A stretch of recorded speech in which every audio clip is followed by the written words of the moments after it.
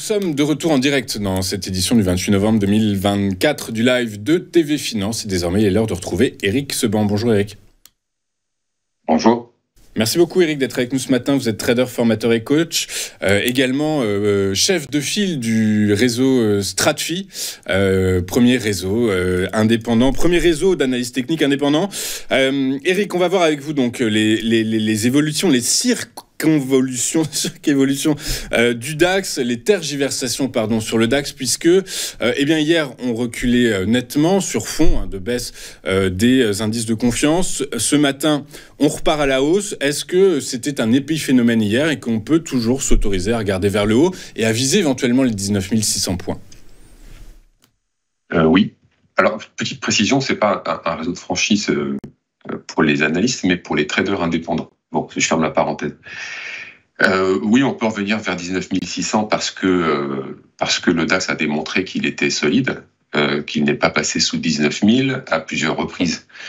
Les tentatives ont été repoussées, donc ça on les a commentées depuis déjà un moment, puisqu'en fait tout le mois de novembre, le DAX latéralise. Donc la zone au départ était 19 000, 19 600, puis elle s'est rétrécie, 19 250, 19 000. Ça, c'était encore la semaine dernière. Et puis, vendredi, on est sorti par le haut de cette petite zone pour maintenant revenir dans la grande zone. Mais ça reste de la latéralisation. Et comme je vous le disais, à force de démontrer sa capacité à rester au-dessus de 19 000, il va bien finir par monter. Parce que les initiatives baissières vont se tarir. C'est normal, à partir du moment où on a joué la cassure de 19 000, qui est un signal chartiste, rappelons-le, et que ça n'a pas fonctionné, au bout d'un moment, on arrête. Et puis, on va attendre, si on a en tout cas des initiatives baissières, si on veut jouer un scénario baissier, on va attendre plutôt un rebond vers une résistance relativement forte. Et la première résistance forte, c'est 19 600. Donc, on l'a déjà contacté à 2 reprises. C'était juste avant et après l'élection de Donald Trump. Depuis, on n'a pas réussi à y revenir. Comme je le disais, on latéralisait, on évoluait dans une zone plus étroite. Et puis là, on semble vouloir revenir, en tout cas tester cette zone.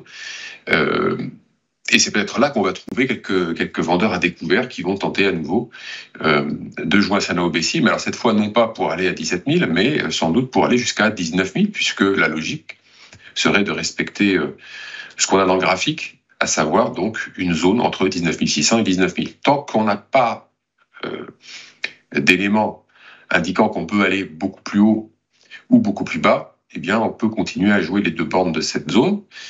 Alors, après, la question, c'est qu'est-ce qui pourrait amener le DAX à sortir de la zone ? Pas grand-chose.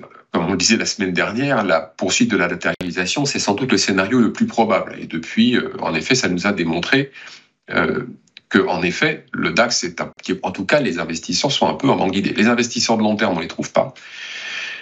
Ils sont en retrait, on voit bien dans les volumes, il n'y a rien du tout. Quand on essaye de sortir par le bas, il n'y a pas de volume. Quand on reste à l'intérieur, il n'y a pas de volume, il n'y a pas d'idée à moyen long terme pour établir des scénarios. Et puis en plus, les gérants, on est vers la fin de l'année. Donc, comme la performance sur le DAX depuis le début de l'année est quand même plus que correcte, même en s'étant bien protégé, je pense qu'ils vont afficher dans l'ensemble des performances tout à fait honorables. Et je pense que eux, en tout cas, ce qu'ils attendent, c'est que le DAX reste dans la zone.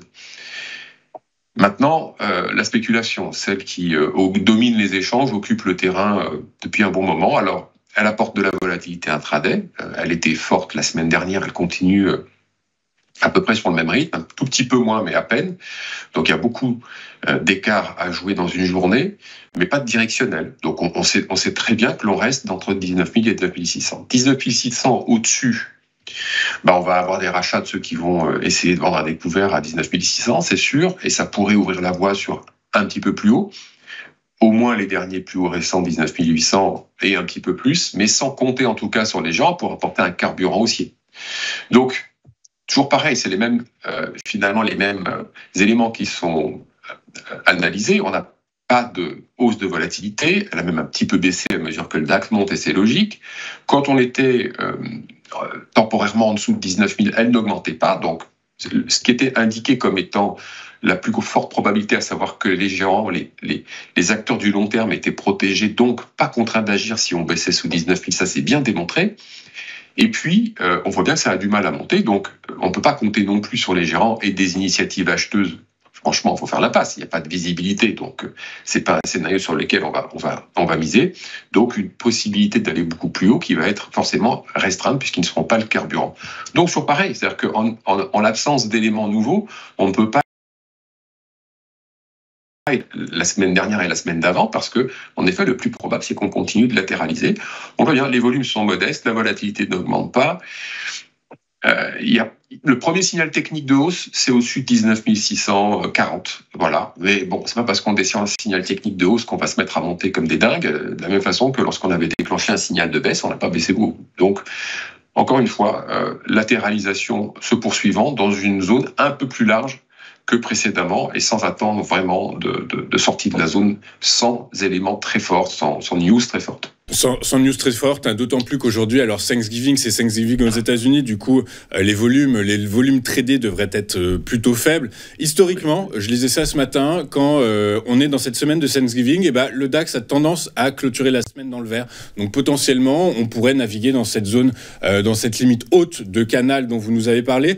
En gros, si j'ai bien compris, à court terme, il n'y a pas de vendeurs. À moyen long terme, il n'y a pas d'acheteurs par manque de visibilité. Du coup, par la force des choses, on va latéraliser sans réelle dynamique. En fait, si j'ai bien compris. C'est bon résumé. Parfait, merci beaucoup. Éric Seban, vous êtes chef de file donc, du réseau Strafi, un réseau de traders indépendants et pas d'analystes, même si parfois ça se rejoint. Et vous êtes trader pour compte propre et avec nous tous les jeudis matins pour décortiquer les mouvements sur le DAX et nous expliquer comment affiner nos stratégies sur un indice phare allemand qui n'affiche pas ni de velléité haussière ni de velléité baissière actuellement.